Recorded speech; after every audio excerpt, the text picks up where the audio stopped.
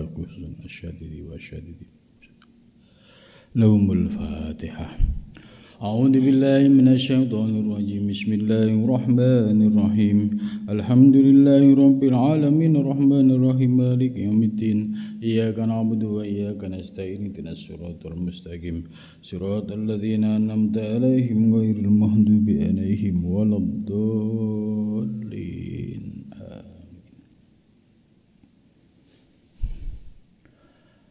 Bismillahirrahmanirrahim.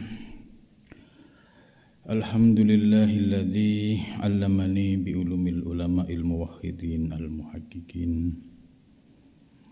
Wassalatu wassalamu ala sayyidil mursalin wa ala alihi wa sahbihi ajma'in. Subhanaka la ilma lana illa ma 'allamtana innaka antal alimul hakim. La haula wa la quwata illa billahil aliyyil azim. Malam ini kita akan melanjutkan pengajian kitab Ad-Durrun Nafis, yaitu kitab tasawuf yang ditulis oleh ulama Nusantara.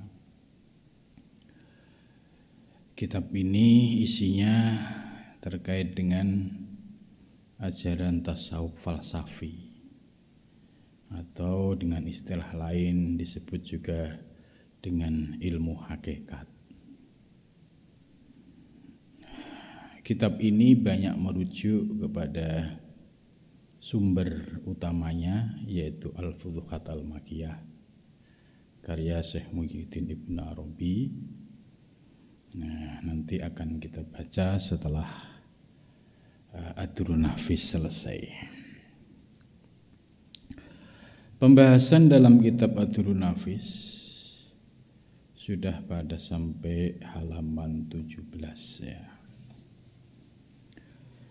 Qala musannif rahimakumullah wa nafa'na bihi wa bi ulumihi fi darain amin ya rabbal alamin. Ya, demikian lagi kelihatan sekalian asma yang di alam ini semuanya dilihatnya asma Allah. Sebagai pengantar ya, bahwa pembahasan sebelumnya itu membahas tentang wujud yang hakiki dan wujud yang majazi. Wujud yang hakiki bahwa segala yang di alam semesta semua kembali kepada Allah Subhanahu wa taala. Ya, jadi seluruh makhluk yang di alam semesta itu dikembalikan kepada Al-Khaliq, penciptanya. Maka ketika melihat segala wujud yang di alam semesta, seperti kita melihat gunung, kita melihat laut, kita melihat seluruh gerak-gerik yang ada di alam semesta ini, selalu teringat kepada yang menciptakan atau yang menggerakkan. Maka ketika sudah paham itu, ya ini berarti dari aspek hakikat. Berarti apa yang ada di alam semesta ini tidak ada lain, ya semua diciptakan, diadakan oleh Allah Subhanahu wa ta'ala. Jadi mereka atau apapun itu, dia tidak hidup dengan sendirinya, tidak muncul dengan sendirinya, ya, tidak menjadi ada dengan sendirinya, melainkan ada yang mengadakan, ada yang menciptakan, yaitu Allah Subhanahu wa ta'ala. Ya. Maka apapun yang ada di alam semesta ini, kalau diibaratkan itu seperti wayang yang seluruh gerakannya digerakkan oleh sang dalang. Ini dari sisi hakikat, ya. Jadi seluruh gerakan wayang digerakkan oleh sang dalang. Nah, ini aspek hakikatnya. Sedangkan aspek syariatnya, ya, untuk komunikasi dengan masyarakat, dengan publik, ya, menggunakan komunikasi sebagaimana komunikasi pada umumnya. Ya, misalkan Petruk nonjok Semar misalkan, ya diucapkan saja, oh itu lakonnya Petruk sedang berantem sama Semar. Nah, ini bahasa syariatnya. Nah, sedangkan dari sisi hakikatnya kita ngerti bahwa gerakan Petruk dan Bagong itu tidak terlepas dari yang menggerakkan, yaitu sang dalang. Inilah yang disebut aspek hakikat, dan ketika berkomunikasi tadi menggunakan bahasa syariat atau bahasa adab. Maka tidak boleh ketika melihat wayang, misalkan Petruk tadi sedang berantem sama Gareng, lantas kita mengucapkan, oh itu bukan Petruk yang nempeleng Gareng, tapi itu dalang. Ya. Ini enggak boleh untuk diucapkan seperti itu. Tapi cukup diyakini bahwa hakikatnya yang menggerakkan Petruk dan Gareng ya sang dalang. Apakah sang Petruk itu nempeleng Gareng atau Gareng nempeleng Petruk, yaitu ya terserah kehendak dari sang dalang. Nah, penempatan antara syariat dan hakikat ini penting supaya tidak dicampur aduk. Membahas aspek hakikat, ya, itu penting karena supaya kita bisa melihat hakikatnya. Siapa al-fa'il al-hakiki? Nah, maka bisa diurai dengan teori ilmu. Tapi setelah kita paham, kemudian kita tutup kembali. Oh, ya, yang berantem ya Gareng sama Petruk. Tidak lantas dijawab siapa yang berantem, yaitu dalang gitu.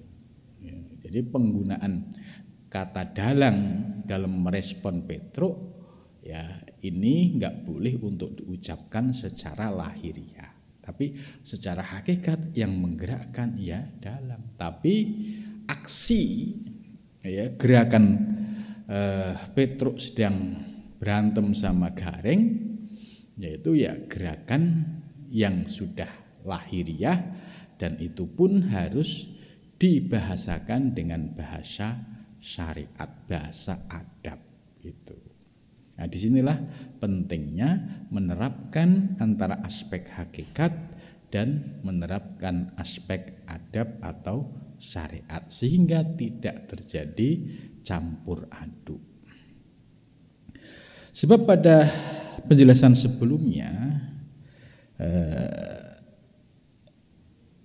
bahwa sekalian asar ini pada muasirnya gitu. Jadi gerakan apapun yang dilakukan oleh wayang ya, itu ya tetap ada yang menggerakkan. Muasirnya ya dalang itu gitu.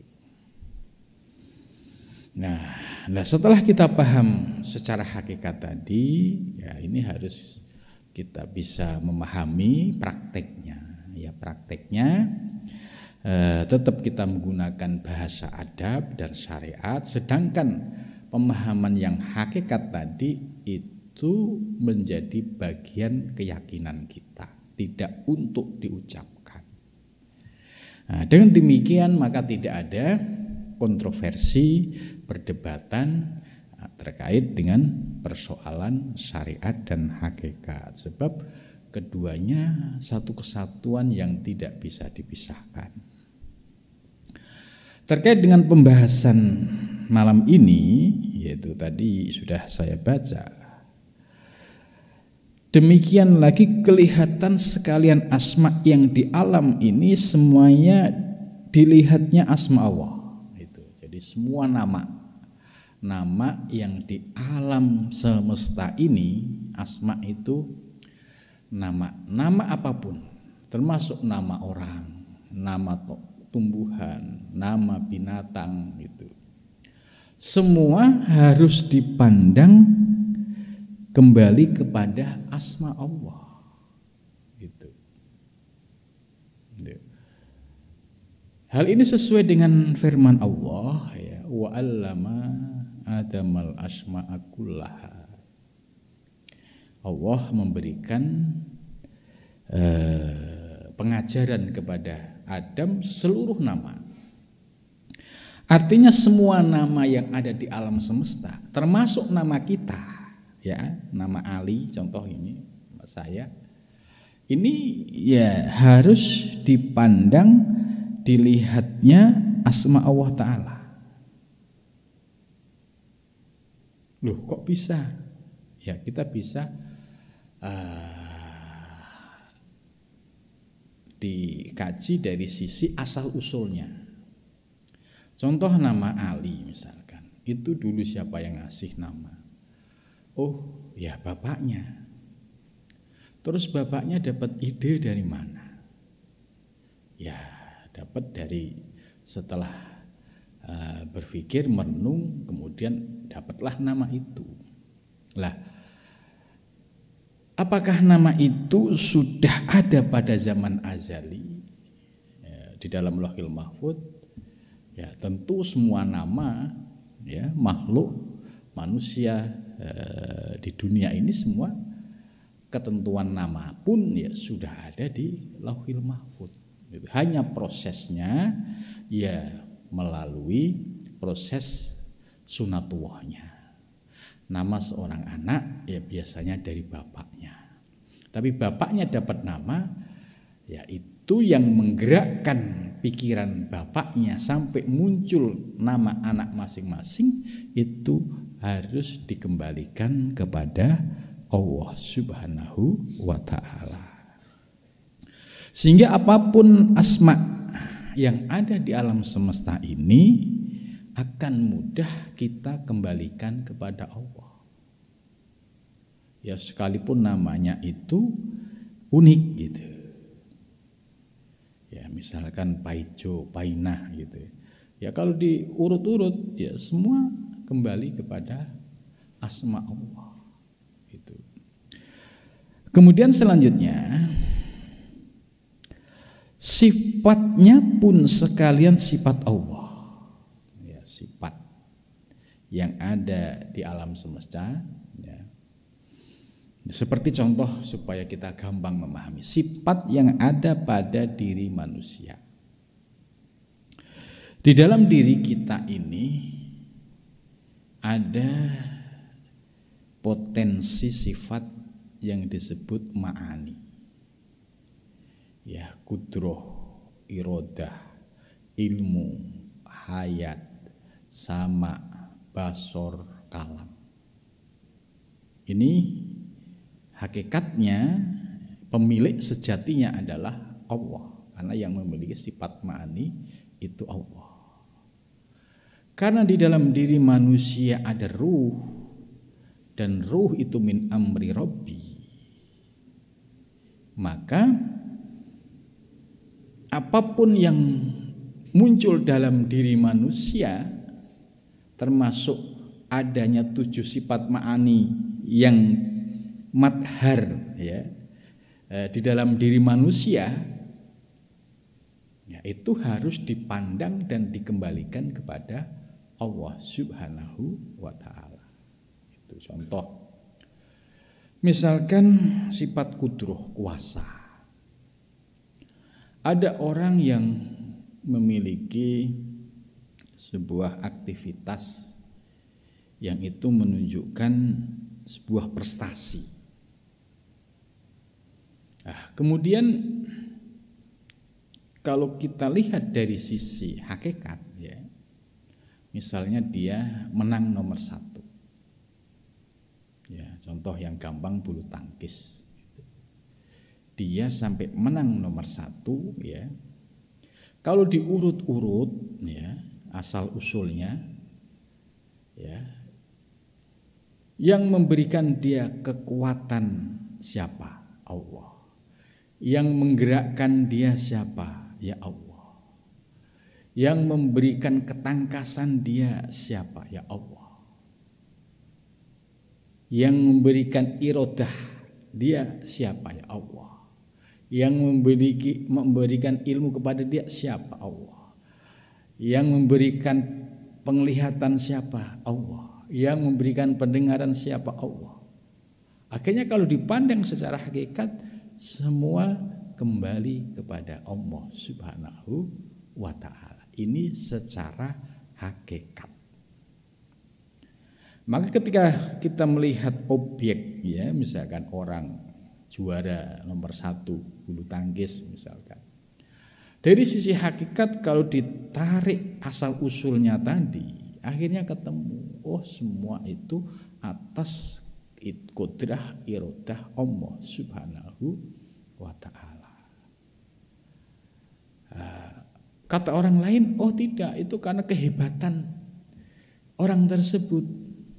Ya, ini bagi orang yang terhijab, tidak bisa memandang Allah. Kok dipandang hebat dari mana? Dia bisa bergerak, siapa yang menggerakkan?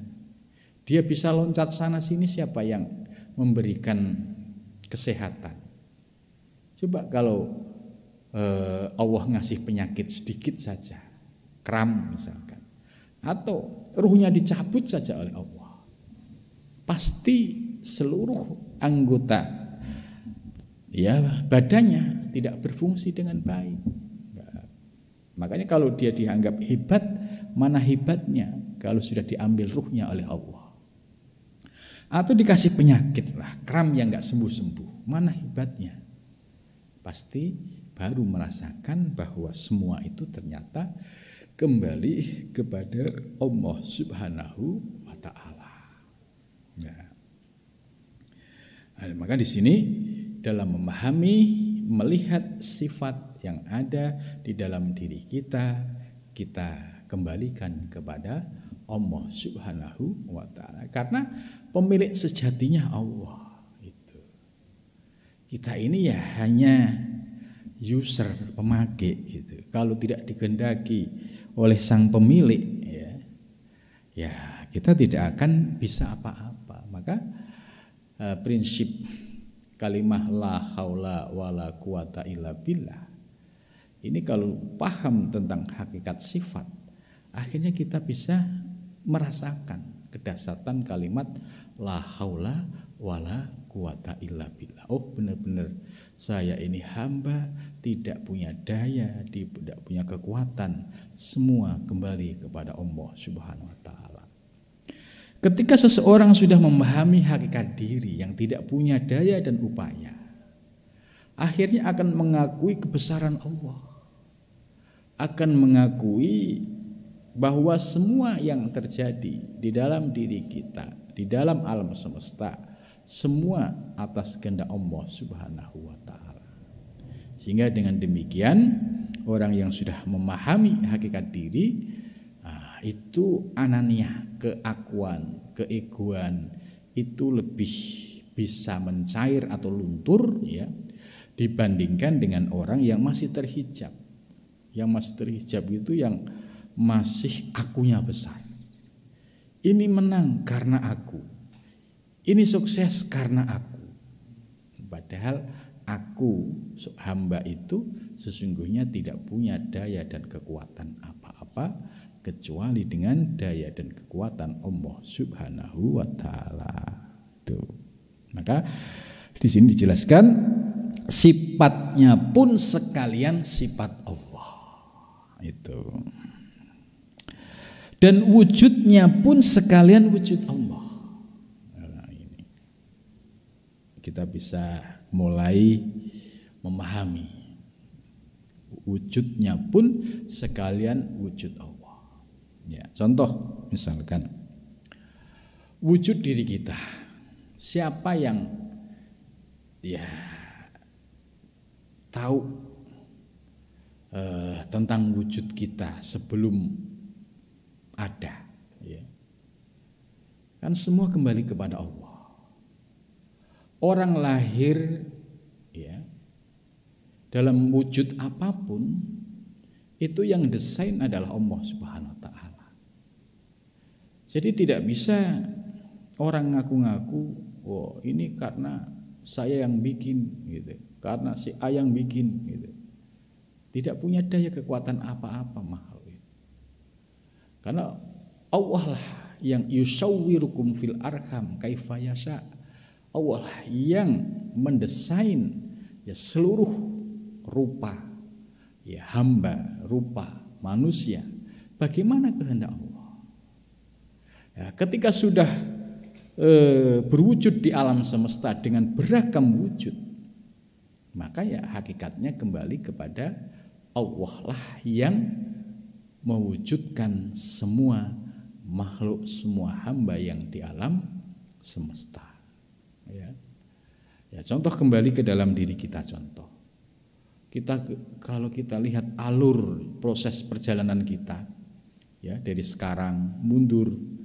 Ya, usia anak-anak, mundur waktu bayi, ya kan, mundur waktu kita dalam rahim ibu, mundur waktu masih dalam bentuk janin, mundur lagi ya, sebelum roh ditiupkan, ya.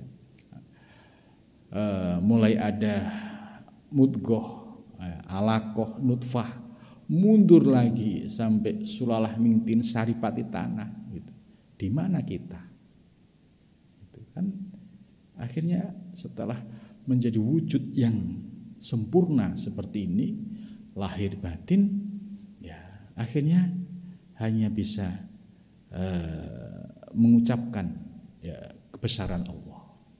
Jadi apa yang wujud di alam semesta ini, apapun bentuknya, ya sekaliannya itu wujudnya itu diwujudkan oleh Allah Subhanahu wa taala. Jadi bukan wujud independen, ya, wujud yang punya kehendak sendiri, ya, seolah-olah ini proses alam, tidak. Gitu. Kalau itu menganggap sebagai wujud independen, sebagai wujud hukum alam, ya akhirnya menjadi ateis. Karena tidak mengaitkan segala yang ada di kehidupan ini, ya, tidak dikembalikan kepada Allah Subhanahu wa taala. Maka bagi orang yang sudah paham tentang proses perjalanan wujud kita, ya, dari sulalah mintin, ya, bahkan dari sulalah mintin kita bisa tarik ke fase berikutnya, yaitu ke di alam arwah. Ya, di alam arwah. Pada saat kita dihitab oleh Allah, alastu birabbikum, apakah aku ini Tuhanmu? Ya, saat di alam arwah, ruh kita itu sudah menyaksikan Allah. Qalu bala syahidnya, ya Gusti, kami telah menyaksikan. Ya, artinya ketika di alam arwah semua ruh ini sudah ma'rifah, sudah mengenal Allah Subhanahu wa ta'ala. Maka ketika ada penjelasan bahwa wujudnya pun sekalian wujud yang diadakan oleh Allah Subhanahu wa ta'ala. Gitu. Jadi setelah kita paham ilmu hakikat, enak mengembalikannya kepada Allah Subhanahu wa ta'ala. Tapi ya itu tadi, setelah paham hakikat harus ditutup rapi, ya. Ketika kita berkomunikasi gunakanlah komunikasi secara syariah, secara adab, secara umum. Yang hakikat cukup diyakini dalam iktikad kita. Jangan sampai yang hakikat diumbar-umbar. Sebab kalau yang hakikat diumbar, ini ada resikonya, ada konsekuensinya. Akan diuji langsung oleh Allah Subhanahu wa taala. Apakah ucapanmu itu benar, serius, sesuai dengan keyakinanmu, atau ucapanmu itu sebatas wacana yang belum kamu yakini. Nah, ini tentu sangat berat kalau menghadapi kondisi yang seperti ini. Nah, supaya kita masuk dalam wilayah pengamalan syariat dan hakikat yang zonanya aman, ya, zona aman itu zona yang tertib, ya, syariat hakikatnya tetap jalan, yaitu yang melalui praktek yang proporsional tadi. Paham uraian secara hakikat, tapi dalam praktek bisa menutupi yang hakikat dengan bahasa syariat. Nah, inilah yang dikehendaki oleh para ulama sufi yang muhakkikin, ya, mulai dari Syekh Muhyiddin Ibnu Arabi dan juga para ulama-ulama muhakkikin di seluruh Nusantara. Maka kalau ada orang yang latah dengan hakikat di ruang publik, ya, itu beresiko akan didatangkan ujian langsung oleh Allah Subhanahu wa taala itu. Maka menyelamlah ia pada ketika itu di dalam laut ahadiyat. Nah, ini kalau kita sudah menjadi salik yang sudah mutawasid, ya, jadi pertengahan ke atas gitu. Kalau pemula ini kan masih memahami teori-teori dulu. Teorinya paham, ya, soal hakikat tadi dan ngerti pengamalan yang proporsional, ya. Terus kita yakin, itu baru level ilmu yakin. Kemudian setelah ilmu yakin kita tahqiq, ya, kita benar-benar yakin, tidak goyah. Kemudian kita mulai praktekkan, merasakan. Ya, merasakan ini tentu, ya, tidak ujuk-ujuk langsung bisa, tidak. Pasti ada naik turun. Ya, kadang enak memandang kepada Allah, kadang susah itu. Kadang diberikan anugerah yang tanpa kehendak kita, diberikan kemudahan. Nah, itu kondisi-kondisi seperti itu, ya, sering dialami oleh para salikin. Itu. Nah, yang penting tetap harus berjalan, berproses, ya, untuk mengamalkan. Jangan sampai kemudian berhenti sama sekali tidak mengamalkan. Karena kita diberikan anugerah paham ilmu hakikat, ini sudah anugerah batinnya gitu. Kemudian ditambah lagi kita bisa mempraktekkan yang proporsional, yang tepat, itu juga satu anugerah. Maka bersyukur kalau kita diberikan anugerah ilmu dan amal ini.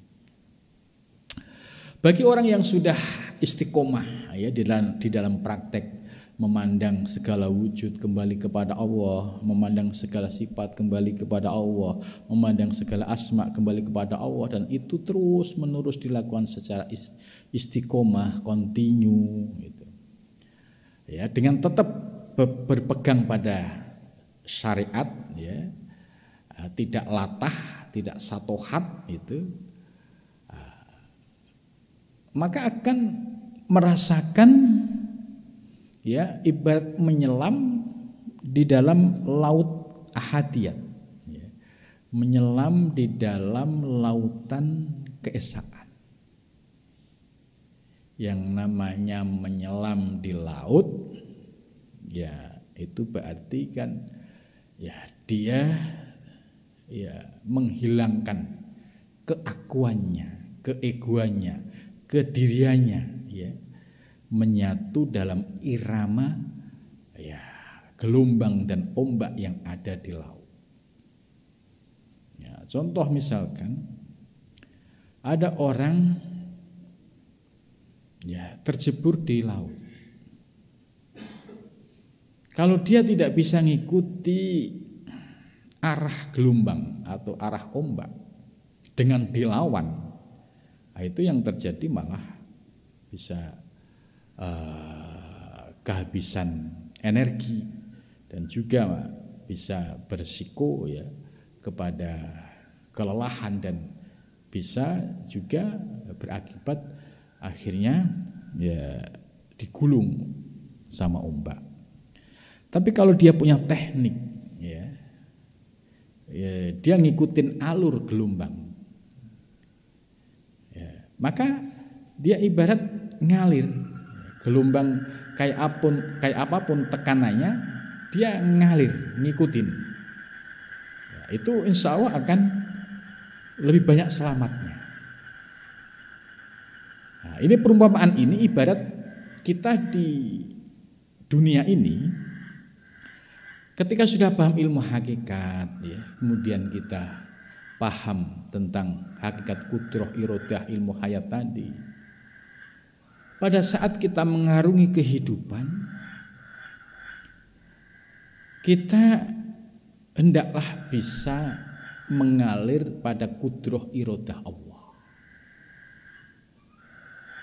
Namun demikian ya, karena sedetik yang akan datang itu dirahasiakan oleh Allah, dalam i'tiqad Asy'ariyah kita diwajibkan untuk usaha dan ikhtiar gitu. Jadi usaha dan ikhtiar itu sebagai kesadaran kita untuk berkreasi ya, berkreasi, kemudian setelah berkreasi berinovasi kita pasrahkan kepada Allah.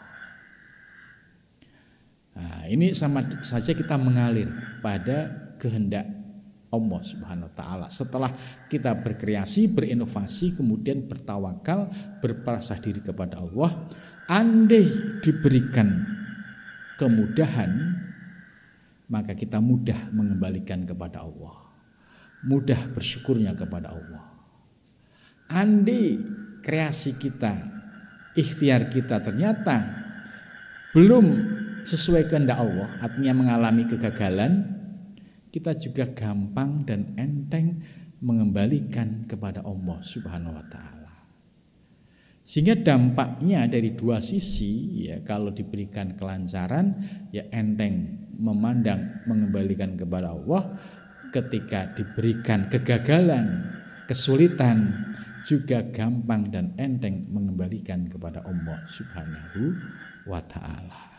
Itu maka ini ibaratnya kita sudah mulai menyelam dalam lautan ahadiyatullah, keesaan ya kehendak Allah Subhanahu wa taala. Sehingga hidupnya nyaman ya, tidak sampai suudon kepada Allah. Orang yang suudon kepada Allah itu kan biasanya dia punya kehendak, punya keinginan yang menggebu-gebu. Ya, pengennya semua keinginannya itu tercapai, terkabul. Tapi keinginan hamba ini tidak bisa lepas dari keinginan kehendak Allah. Kalau keinginan hamba sesuai dengan kehendak Allah, ya pasti akan terwujud. Tapi kalau keinginan hamba ternyata tidak sesuai dengan kehendak Allah, maka yang terjadi adalah kepahitan, kesedihan gitu. Bahkan kalau kita salah ilmu bisa suul adab sama Allah. Gimana sih Allah kok ngasihnya begini? Maunya saya kan begitu gitu. Nah, terus ada yang menjawab, lah memang yang berkuasa siapa? Gitu. Kalau yang berkuasa Allah, ya kita ngikut kehendak Allah karena kita sebagai hamba.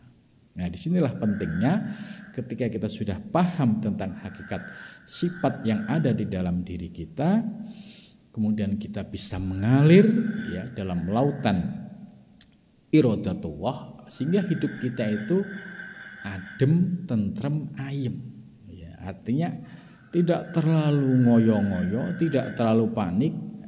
Kalau kita sebagai hamba sudah ikhtiar ya sudah, kembali kepada Allah.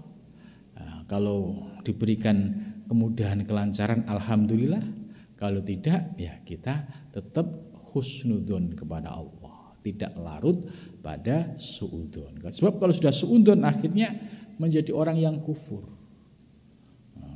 Kok bisa menjadi kufur? Ya contoh misalkan dari sekian perjalanan hidupnya Allah banyak mengabulkan apa yang dikehendaki, gitu ya. Baru sekali aja dia punya keinginan tidak dikabulkan, lah kok terus marah-marah sama Allah. Lah, terus dia siapa, gitu kan? Gitu. Nah, disinilah pentingnya kita memahami ya ajaran-ajaran ilmu hakikat ini, kemudian bisa mempraktekkan secara proporsional. Dan dia adalah hampir harap akan selamatnya daripada ombaknya itu. Gitu. Jadi kalau tekniknya kita sudah paham, ilmunya tadi, kita jangan melawan arus kehendak Allah, ya, maka kita akan selamat. Tapi kalau kita dengan ego kita, kemauan kita, pokoknya harus begini gitu. Sementara Allah punya kehendak lain. Nah, yang akan terjadi ya kehendak Allah. Gitu. Sebab anta turid ana urid, gitu kan. Kamu punya kehendak, Allah juga punya kehendak. Tapi yang menang siapa? Wallahu yaf'alu ma yurid. Allah yang menghendaki sesuai apa yang dikehendaki. Nah, kalau kita sudah bisa mengalir pada iradatullah, ini ibarat kita tenggelam dalam laut, kemudian kita ngikuti arus ombak, tidak melawan, sehingga tidak kelelahan, tidak sampai kehabisan energi, apalagi sampai dilawan dengan yang menggunakan energi sehingga akhirnya kehabisan tenaga. Justru di situ bahaya, yaitu bisa tenggelam gitu. Tapi kalau kita sudah paham tekniknya, mengalir pada kehendak, kemudian lambat laun kita ikutin, ya pasti nanti akan sampai di pinggir pantai. Begitu juga dalam hidup, ya. Kalau kita sudah tahu bahwa yang punya kehendak mutlak itu Allah, kita sebagai hamba, ya sudah. Tugas kita sebagai hamba sesuai dengan i'tiqad Asy'ariyah, ya usaha dan ikhtiar, karena sedetik yang akan datang ini dirahasiakan oleh Allah. Setelah usaha ikhtiar, kita kembalikan sepenuhnya, kita pasrah kepada Allah Subhanahu wa ta'ala. Nah, maka kalau sudah bisa memahami seperti ini, ya, kalau dia seorang perenang yang sejati, itu akan selamat daripada ombak itu. Dan sangatlah keras mabuknya dengan sebab minum, ia akan khomer hakikat. Nah, perlu dipahami bahwa ketika para salik memahami ilmu hakikat, ya, ini ada fase, yaitu fase sukar, mabuk ilmu gitu. Jadi awalnya itu nggak ngerti ilmu, kemudian ada pencerahan ilmu hakikat, terus dia bisa paham tentang hakikat diri, hakikat alam semesta. Nah, di situ ada proses fase namanya sukar mabuk. Nah, fase sukar mabuk ini ya harus terbimbing dengan baik. Ya, sebab kalau lepas kontrol ini bahaya. Ya, lepas kontrol, misalkan dia meletup-letup diucapkan dalam bentuk kalimat verbal, dalam tulisan status misalkan, itu bahaya. Itu akan menghantam dirinya sendiri, karena dia mengucapkan sesuatu yang dia belum merasakan gitu. Maka lebih aman, ya, setelah kita paham, cukup itu sebagai ilmu untuk diri kita, kita amalkan, kita yakini tanpa harus kita ucapkan secara verbal, dan juga ya, tidak dijadikan sebagai sebuah status, karena kalau dijadikan status sementara itu baru pemahaman, belum dirasakan, nah, itu akan mendapatkan ujian dari Allah Subhanahu wa ta'ala. Fase mabuk ini pasti dialami oleh seorang salik. Tapi kalau mabuk ya jangan lama-lama, ya, mabuk kok bertahun-tahun gitu. Biasanya ekspresi mabuk itu kan tanpa kesadaran dirinya. Jadi ketika sedang asik ya dengan ilmu hakikat ya, itu ada ekspresi-ekspresi di mana ekspresi itu refleks datangnya. Tapi kalau dia punya guru ya, itu pasti akan dibimbing, diarahkan supaya tetap prakteknya itu tertib di dalam syariat dan hakikat. Tapi kalau dia nggak punya guru ya, terus dia ekspresi dengan pemahaman hakikat yang belum utuh ya dalam memahaminya, kemudian diekspresikan dalam berbagai kalimat-kalimat verbal, ini yang bahaya. Ini seringkali menimbulkan kontroversi dan perdebatan. Maka supaya prakteknya kita itu nyaman ya, tidak mendapatkan kontroversi ya, ikutilah aturan dan panduan yang disampaikan oleh para ulama-ulama hakikat sebagaimana Syekh Muhyiddin Ibnu Arabi, Syekh Nafis Al-Banjari dan ulama-ulama yang lainnya. Jadi kalau mabuk ya jangan lama-lama. Artinya mabuk sebagai istilahnya luapan kagum dengan ilmu hakikat boleh, tapi jangan sampai salah mengekspresikan ya, kemudian muncul kontroversi dan ini berbuntut panjang. Jadi fase suker mabuk ya, ini ada fase yang sering dialami oleh para salik. Tapi kalau saliknya itu ilmu syariatnya komplit ya, ilmu akidahnya komplit ya, penguasaan ilmu kalamnya komplit, ilmu fikihnya komplit, yaitu bisa proporsional ya, paham ilmu teori hakikat, paham prakteknya dia paham, menempatkannya dia ngerti. Jadi ya kalau dilihat ya tidak ada ekspresi keluar secara verbal maupun secara tingkah laku, tapi bisa menyembunyikan hal-hal yang sifatnya hakikat itu di dalam dirinya, tapi ekspresi yang keluar sebagaimana pada umumnya. Nah ini yang tepat, ini praktek yang seperti itu sehingga tidak menimbulkan perdebatan. Kemudian selanjutnya setelah seseorang tadi pada tahap mabuk, jadi mabuknya salik itu ada yang kebablasan, nggak waras-waras gitu. Ya, mabuknya itu karena apalagi kalau mabuknya tidak terbimbing dengan baik, itu bisa semakin rusak dan semakin jauh. Ya, banyak akhirnya tidak sholat, dianggap biasa. Kemudian melakukan perbuatan yang dilarang Allah, dianggap biasa. Atas kehendak Allah ini gitu. Jadi dengan nafsunya dia menyandarkan kepada Allah, padahal dia tidak sadar kalau posisi salik itu harus wanahan nafsa anil hawa. Ini bahayanya kalau paham hakikat kemudian tidak dibarengi pemahaman hawa nafsu yang ada di dalam dirinya, kemudian seolah-olah itu adalah atas ilhamnya, ini bahaya. Akhirnya ngambil barang orang, ini bisikan batin. Batin dari mana?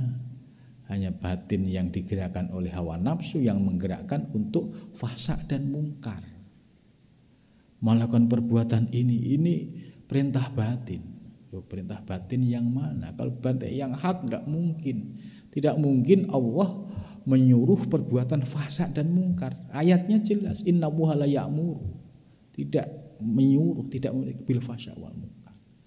Tapi kalau ada ekspresi mabuk tadi, itu bisa dicampur aduk. Nah, di sini bahaya di situ.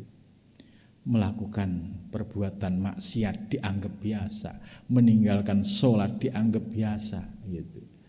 Sehingga ini kalau terus terjadi ya, untuk kembali kepada titik normal ini sangat berat dan sangat sulit. Karena sudah merasa aman ya, hawa nafsunya menikmati dengan misalkan tidak sholat ya, tapi merasa orang hakikat, kemudian melakukan kemaksiatan ya, dianggap itu hal yang biasa, bahkan dianggap melakukan kemaksiatan dengan cara pandangan hakikat itu justru itu tingkatan yang tertinggi. Ini kan semakin ngaco.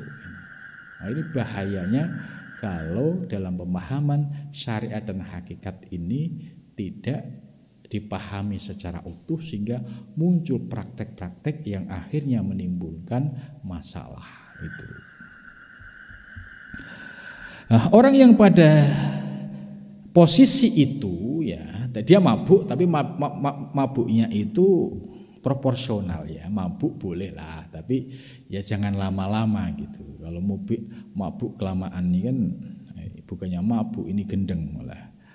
Kalau seorang salik sudah tertib ya, pemahaman hakikatnya tertib, prakteknya tertib ya, dalam memilah tertib, kemudian sampai akhirnya dia selamat ya dalam lautan kehendak Allah tadi, dalam wahidiyah ya, karena dia sudah tahu teknik-tekniknya, maka ketika itulah dia sampai pada makom fana fillah. Jadi fana fillah yaitu kesadaran tentang